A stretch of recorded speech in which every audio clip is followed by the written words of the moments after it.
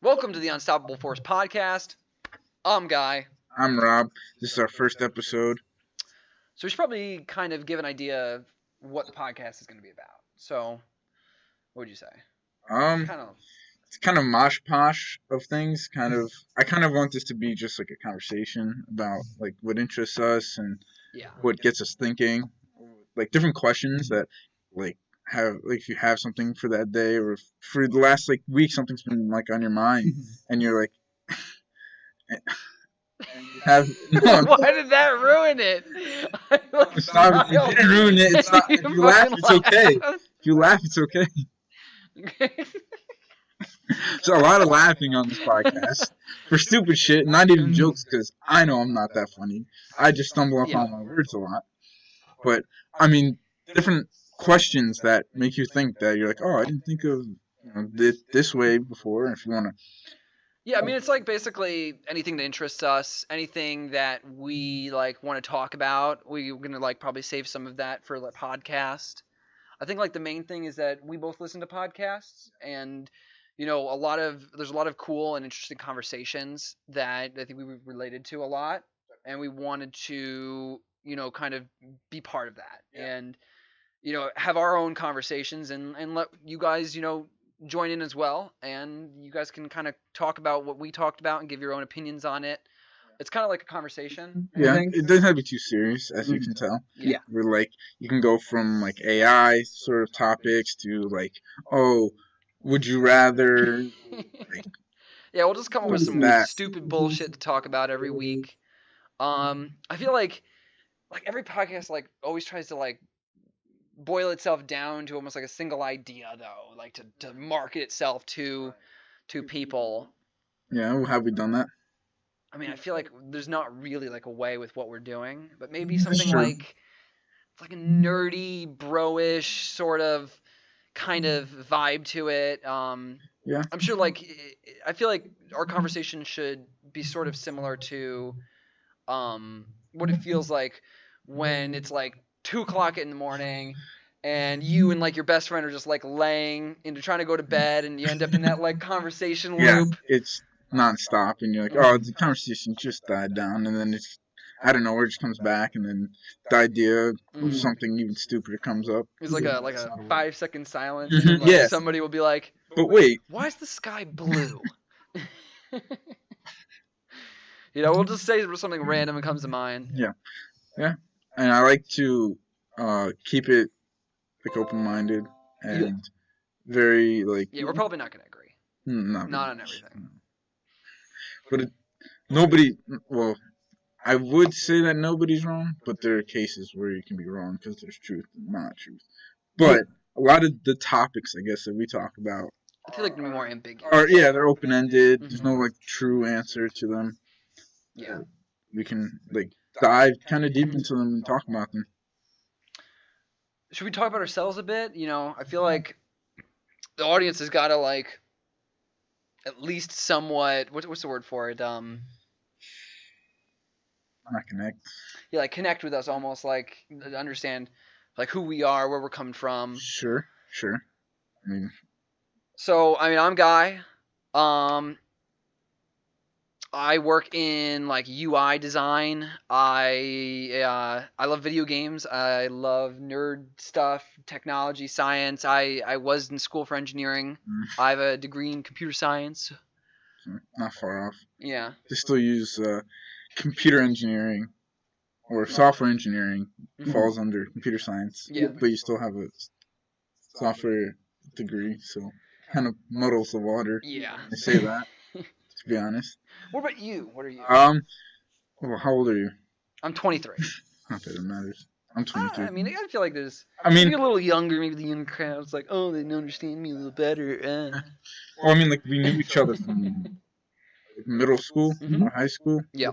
Basically, almost childhood friends. Basically. Yeah. Basically, I mean, middle school is definitely childhood. That's true. We didn't grow up next to each other. Right. I mean, but how many people actually have a friend who's like been friends with them since 5? No one. That's true. Do you have a friend that you've been friends with since 5? I haven't talked to him. No. I feel like Tristan's my oldest friend, and Mark. Okay. But that's it. Well, they don't even know who these people are. It's kind of weird. You just dox them. What the fuck? I just doxed them. Yeah. No. Basically, a lot of same interests. I like outdoor stuff too. I went to school for electrical engineering. I have a degree in electrical engineering. I do. I work more in the microwave and engineering field of electrical engineering. A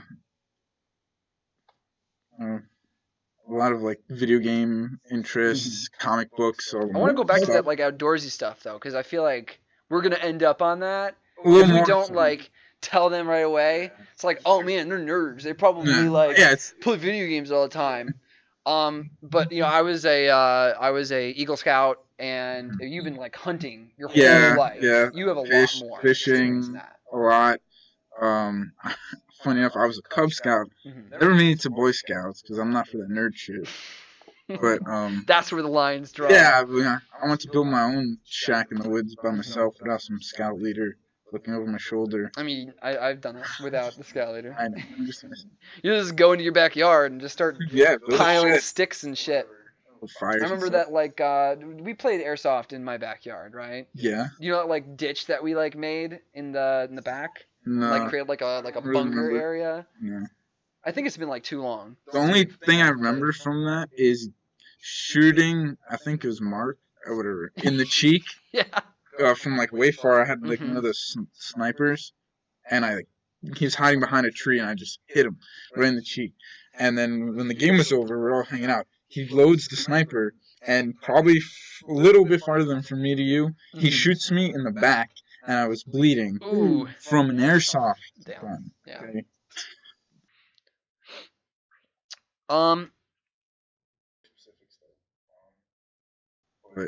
But the first awkward silence of the podcast. It's only awkward when you say it's awkward. It's not. It's less awkward when you say it's awkward. I mean, now we're talking about it, so kind of amplifying the awkwardness. I feel like we're just turning it into a conversation starter, though. Sure. The second awkward silence of the podcast. Yes. We didn't really prepare anything, honestly, to like talk about specifically. Oh, you know what? It is actually something I've been thinking about. Okay. So, Elon Musk meme review recently occurred. Yeah. And then I ended up like kind of watching some Elon Musk related videos on YouTube, and they started talking about like AI and like some of the other companies he was in part of. But one that was really interesting was like a neuroscience company. Okay. And they are actually possibly going to come out with like a product this year that is like a brain implant or something along those lines to improve like brain function. Well, I always see like different products that can like read your brain waves. Mm-hmm. So I don't really think it's too out of the realm to just tap into that. If you can read the signal, you're almost able to send the signal into it. So if you can tap into it, you can kind of do the same thing. I feel like interestingly enough, a lot of people like disassociate robots and AI as like being inorganic or like not like alive. Okay. But the thing is that we function very similarly to a computer. We have like a processor, we have memory, we have RAM, we have like all this stuff, but it's not in the form of like hardware, but in the form of like electrical signals that are sent through the brain. Okay. Right? So like if you take like a piece of hardware and then like attached it to the brain, it could like communicate with that hardware, I feel like, in the same way that a computer does, because it's still just electrical signals and our bodies are producing those. So it's like it doesn't even need a power source because we are its power source. Well, you just have to eat more. Just I'm eating for myself and my implant. My hard drive. I need as much memory as I can get. Mm-hmm. I'm like on a diet of 10 Burger King burgers a day, using it as an excuse. Imagine, the amount of watts, the power. I mean, I feel like 50-watt power supply in a computer. Then you have to generate the power to run like a hard drive connected to your head. I'm curious now, like, what the conversion would be between like an entire like Burger King burger into an actual energy that could be stored in a Well, battery. that's what like calories are. They're a measurement of energy, right? But they're not on the same, like, if you would convert them to like what would be the best, what would be like a storage amount of energy? Well, not the electrical energy. Oh, like to use like power? I mean, watts is always power. Watts, but that's like, so like amps is like the continuous amount that's flowing through, and then like volts is that's the potential energy.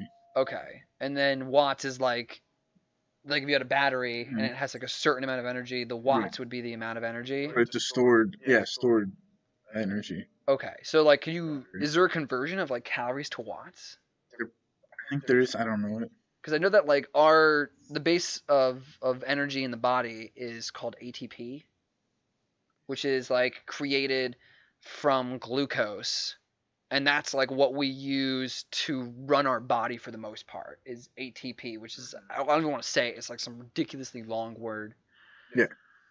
But yeah, I mean, it's kind of fascinating how quickly technology is moving, and it's like something you would have thought like Deus ex machina, like all the way, down the line, like from video games or something. Yeah. Is like already possibly going to be here within like next couple of years. Like that's what we keep talking about, bringing up AI and like the Matrix. And if you plug in to like something implanted in your brain, what's the next step? Like plugging into VR, and now you're in the world of VR just through your brain, and then that's almost basically the Matrix. We apologize for the jump cut. Back to what we were talking about. The Matrix, I think. We were talking about the Matrix? We were talking about like, the next step would be like kind of being able to like enter, I guess, like a virtual world. Okay, yeah, almost. So that's basically what the Matrix is. Yeah. But something that's also cool that is already in the works too is, I would think it's like on Smarter Every Day. I saw a video where he actually had like arms and hands like that could feel, that they could like actually like feel heat. They were almost like gloves. Okay. And he could like use them and like VR. Yeah, but they were like on his fingers, and like they could actually they had stop like moving. Yeah, they could stop you from like fully clenching your hands, so it feels like you're holding on to things. Yeah. Like it prevents you from like if you have like a ball, it stops your fingers from like so you feel like you're grabbing a ball. Right, but it's like force over here rather than like. And I know there was some picture that was going around on the internet, like in Reddit and stuff, that was supposed to be like that. Where like, oh, this is the same thing. Like you can pick up things with this, but the glove had like sensors here, but it was nothing. It was just like a rubber, just a sleek glove, but it was just. It's probably fake then. Yeah. It was like the bunch of stuff. The one that was in that video was like. Yeah, I know. Bulky as fuck. Yeah. But it's awesome, and. It feels like every time we talk about the future, we're like 20 years down the line, 30 years down the line. But like every single time we make a guess, it always ends up being like faster now. Like maybe back at like, what's the name of them? Oh my, I'm blanking on the movie. Back to the Future. Back to the Future, yeah. They thought like we were gonna have like hoverboards and stuff. Like they still don't have that, so. Yeah, I feel like that stuff is more like sci-fi though. It's like how people think like, oh, we might be able to do space travel. No, because we can't move faster than the speed of light. Because nothing in physics can move faster than the speed of light. I mean, other than like a black hole, which can suck in shit faster than that's actually being challenged. Is it? Yeah. I mean, that would be cool if we could. I mean, that's the only way for us to be able to travel through space in an optimal way that would allow us to actually interact with anything. A lot of conversations I have with other people, I talk about like automation and all this like technology, and it's always like I'm like I'll give it like less than 5 years or whatever, and they're like, oh no, it's like way farther out. Like they haven't even developed it. Meanwhile, Tesla, Musk said that he's gonna have the self-driving car, the whole thing done by the end of this year. That like one of the Teslas is gonna be able to just self-drive by itself by the end of this year, which I actually think is a little ambitious, but there's a lot of bugs and tweaks, and there's have been a lot of issues and incidents with self-driving cars. I feel like it's kind of annoying to me. Like there's like a fear of self-driving cars, and it's like, I think it's kind of like the plane problem, right? It's like 1 in like 14 million planes get into an accident, right, or have anything happen. Which means that your chances of dying on a plane are much, much lower than driving a car. Yeah. But there's so many more people that are afraid of planes than there are people afraid of driving cars, simply because of the fact that they're not the one in control. And it's like if you're up in the sky and the fucking engines go and you're going to die, you kind of just end up having to sit there and to wait for your doom. And that's like the fear. Yeah. But there's like a 1 in 5,000 chance that you're going to die in a car accident compared to 1 in 14 million chance. I'm probably a little low on the car one. But it's way, way, way more likely. Well, and then like the same thing with the driverless cars. It's probably going to end up being like a 1 in like 100,000 that are gonna, or even like 1 in 500, 1 in a million that are gonna have any sort of malfunction or an oversight design-wise that might cause an injury. Right. But even though it's such a small percentage, people will still be little bitches. I mean, you kind of pointed out yourself, because if people that are afraid of like the plane going down because it's just not under control, that's kind of what these are. They're not in control. So once they give up that control, they don't feel safe at all. So a lot of like not being in control. That's why a lot of people are like afraid of the future, afraid of like change and stuff. It's like when you're not in control of your life or things around you, that's like the worst feeling ever. So when you're not in control of just your car, it's like, well, then what the hell? There's not a person there that I can trust. Because if somebody you know that you drive, it's almost like there's like a social part of driving too. Like like there's obviously professional driving. Then there's also, like the people who are like, oh, I'm a great driver, like with my driving. And then there's like just people who, like, a lot of people have pride in their driving abilities, and it's considered a skill, just like video games, like individual video games are considered a skill, or sports are considered a skill, or different things. So I think it's kind of like odd to just go from it being such an important social aspect of our daily life, and then just turning into us handing over the wheel to like an AI that's going to do all the driving for us. But at the same time, I'd love to take just like a nap on the way to work every morning. It also makes it way more accessible to people that can only afford one car. For example, like families have one car. Now you need like... Oh, you could like send it home. Yeah, you can go home. Like the kids have to go to school or wherever. The one parent goes to work, and the other parent has to go. So then they go to work, then it comes back, drives the person. You only need one car now. That's it. You don't need 2, 3 cars or whatever for different things. You just...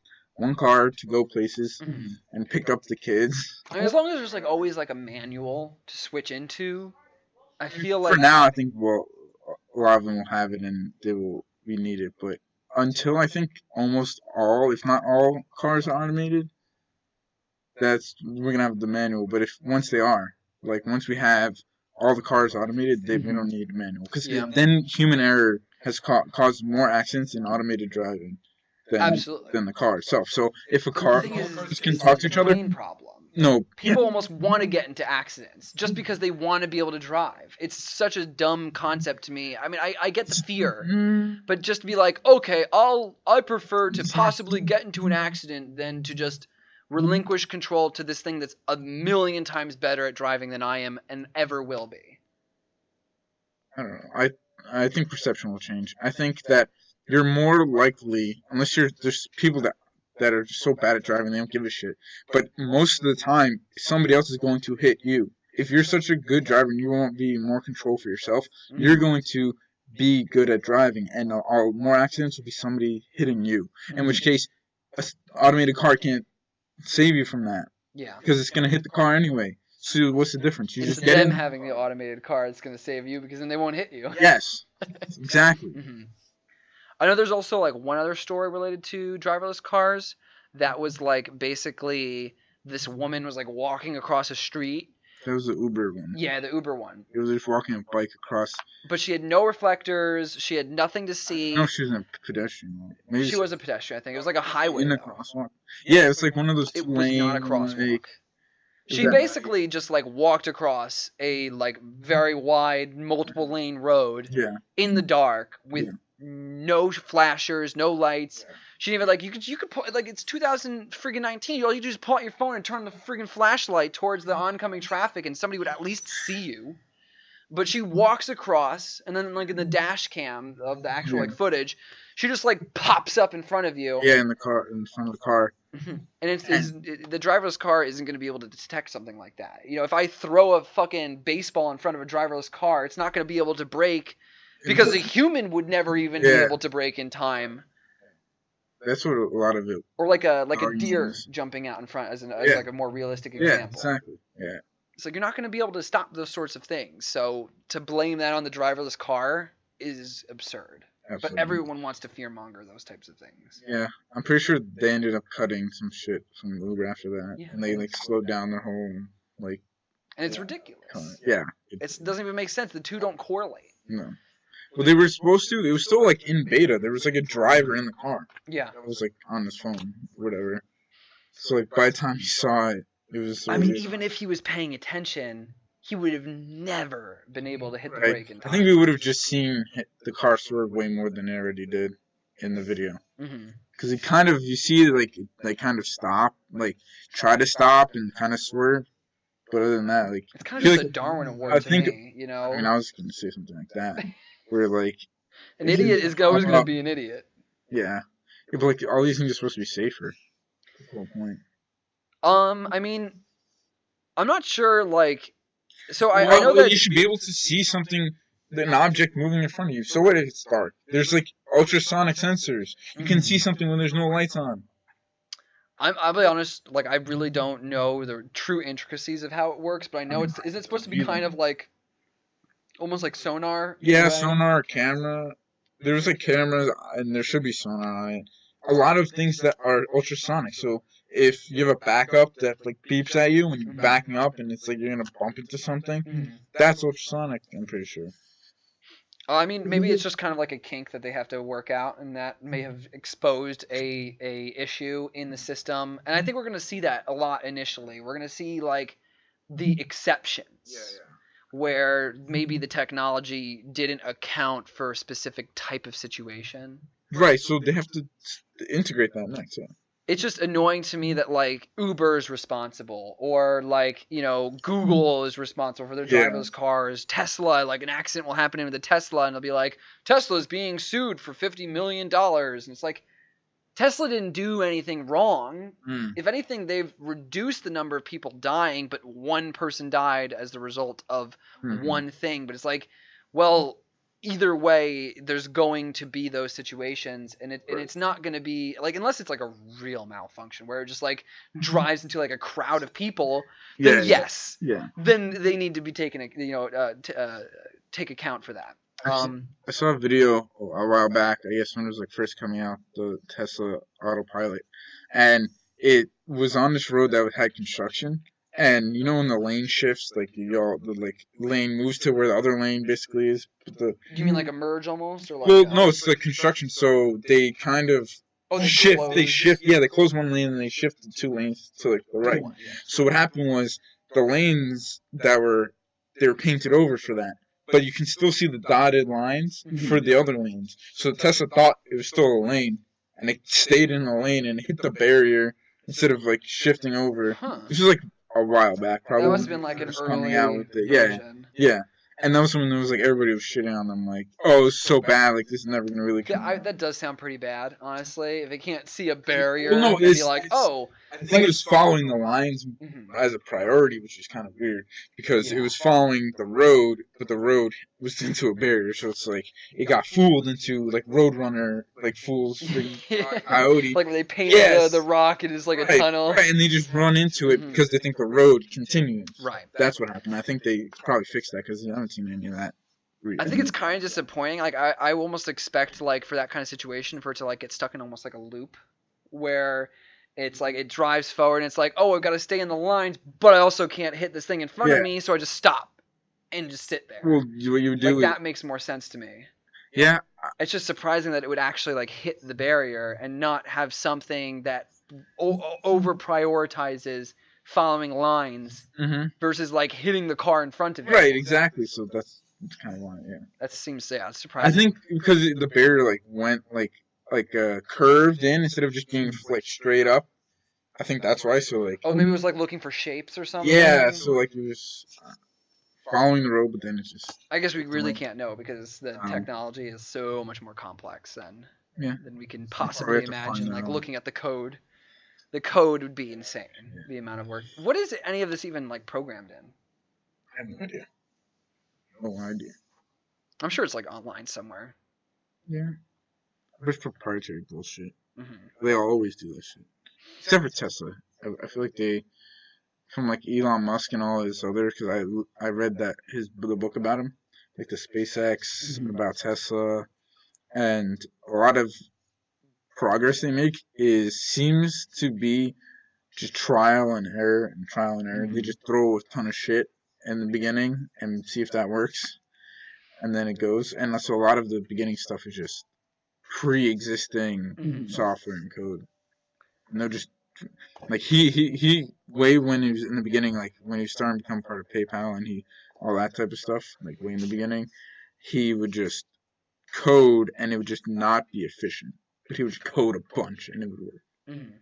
It's kind of like yeah. And then it's like it's almost like the concept of making something that sucks, even though like there's some framework in there, but then like making something that's not very good, but because you can identify what sucks about it, you kind of like cut away. Exactly. It's like taking like a big ball of clay and just chucking it onto like the spinny table thing, whatever it's called. Yeah. Oh yeah. And then like then you start really like shaping it out. Yeah. I feel like a lot of coding probably ends up like that. You know, even like like gaming. Yeah. When you code in that sense, you kind of create everything you can, and then you just have to like play test and bug test and keep going back, and then sometimes fixing a bug will result in another bug, or like while trying to fix a bug, you'll realize, oh, wait a minute, this bug is caused not. Because like people misunderstand like what a bug is too sometimes if they're like an outside looking into programming. People think it's like, oh, it's like a little glitch or something like that's messing up.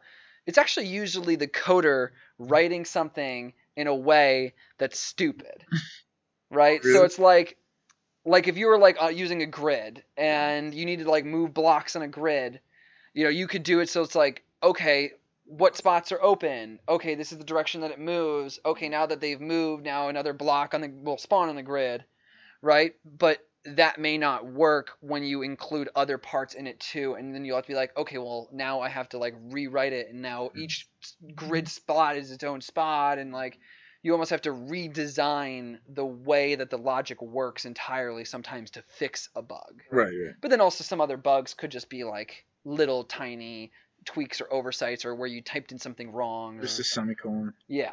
I mean, it won't even run if you forget a semicolon. But, like, sometimes bugs are actually just logical failures on the part of the software developers. A lot of, like, even I'm messing around with, like, Arduinos and sensors and stuff. A lot of it, like, it works separately here, and you start building it up, and then you put it together, and it doesn't work. And it's like, well, there's something within there, the communication that's just. It's not, it's not sending the message or just getting caught. Yeah, I think this is like a small bug, you know, with the game I made, not the one that we released, but the one I made for my senior project. There was one bug that I had in that game where basically, like, the way that the game works is that there's a grid. This is why I was talking about grids and blocks and things. Yeah. It's because it's what I'm used to. But basically, like, it's a 5x5 grid, and there's blocks on it. You're combining them and sliding them. It's kind of like 2048-ish.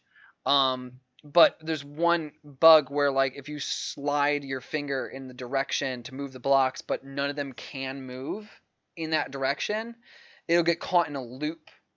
Where it's like, okay, we're going to try to move. Oh, nothing moved. Okay, we're going to try to move again. Because it needs it to move so that it can spawn the next block, so that it can go into the next phase.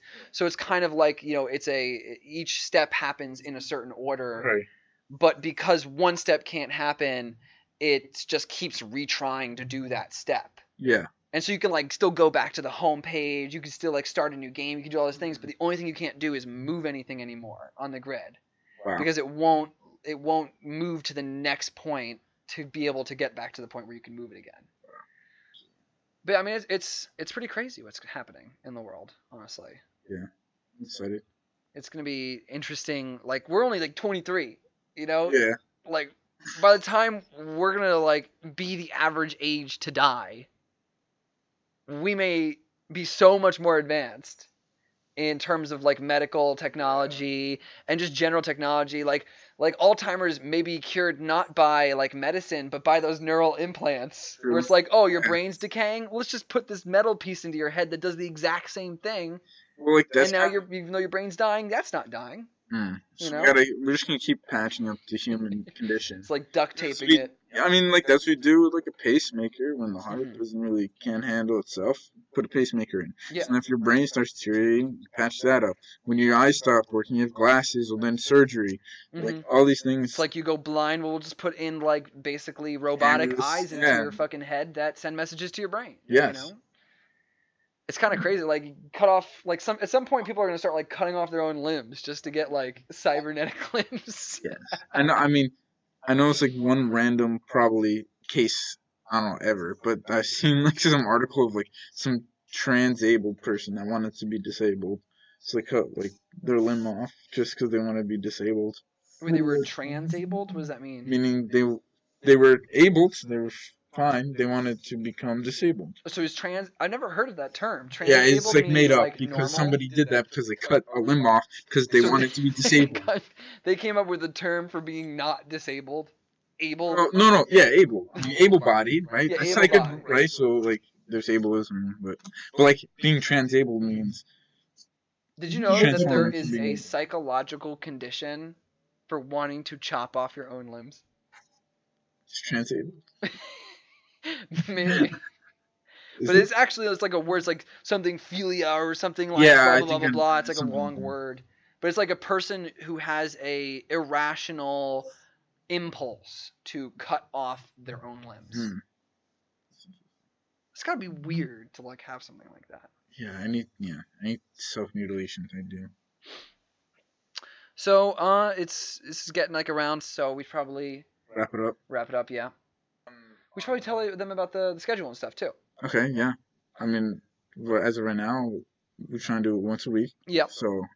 Once a week, probably, we agreed like Tuesday morning. Yeah, Tuesday uploads. So Tuesday morning uploads, once a week. Yeah, that's pretty much it, right? Yeah. Okay, guys. Subscribe, like, comment. Yeah, start a conversation. Yeah. That's what it's about. If you think that we're complete idiots and that we know nothing about driverless cars, tell us. Have a great day. All right.